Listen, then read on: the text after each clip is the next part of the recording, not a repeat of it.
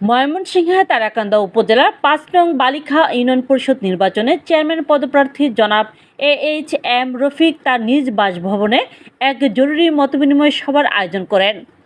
সভায় বিভিন্ন গণমাধ্যম কর্মী উপস্থিত ছিলেন। এ সময় তিনি ইউনিয়নের সার্বিক উন্নয়ন, জনগণের প্রত্যাশা, চলমান নির্বাচনী পরিস্থিতি এবং ভবিষ্যৎ পরিকল্পনা নিয়ে সাংবাদিকদের সঙ্গে খোলামেলা আলোচনা করেন। তিনি বলেন, জনগণের সেবা ও এলাকার উন্নয়নই তার মূল লক্ষ্য।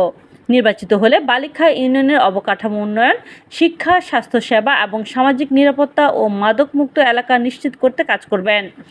সভা শেষে তিনি উপস্থিত সাংবাদিকদের ধন্যবাদ জানান এবং বালিখা ইউনিয়নের উন্নয়নে সকলের সম্মিলিত প্রচেষ্টার আহ্বান জানান। এলাকার উদ্দেশ্য হলো আমাদের যে ৫ নং বালিখা ইউনিয়নের চেয়ারম্যান পদপ্রার্থী রফিক সাহেব, উনি আসলে অত্যন্ত ভালো লোক এবং কি উনা যেখানে শুনে যে রাস্তাঘাটের এই বালিখা ইউনিয়নে ৯টা ওয়ার্ডের মধ্যে এমন কোনো ওয়ার্ড নেই যেখানে শুনে যে মানুষের চলার দুর্যোগের ব্যবস্থা খারাপ, যে কোনো মানুষ খবর দেয় উনি নিজের পকেটে টাকা দিয়া বালু সহি দিয়া সবাইকে চলাচল করার সুযোগ করে দেয়।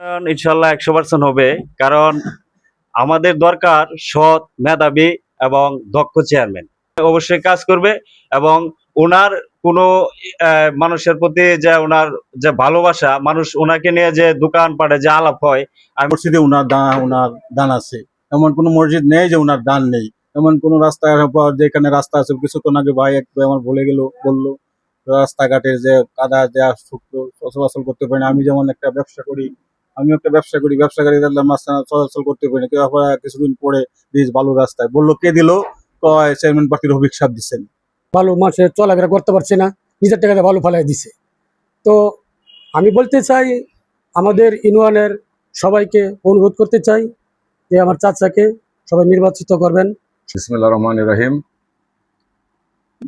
আমি এইচ.এম. রফিক, আমি তারেক রহমান যুব পরিষদ তারাকান্দা উপজেলার সভাপতি এবং কেন্দ্রীয় কমিটির অর্থ সম্পাদক।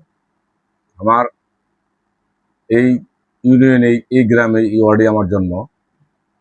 আমি বিগত সময়গুলোয় যখন আমি এলাকায় আসতাম, আমি অন্যান্য চেয়ারম্যান যারা বিগত দিনগুলোতে আমাদের এলাকায় ছিল, তারা আমাদের অবহেলিত ৫ নম্বর বালিখা ইউনিয়ন, তারা কখনো গুরুত্ব সহকারে জনসভায় নিয়োজিত ছিলেন। আমি বিগত ৩-৪ বছর যাবৎ অত্র ইউনিয়নে জনগণের সেবায় আমি কাজ করে যাচ্ছি।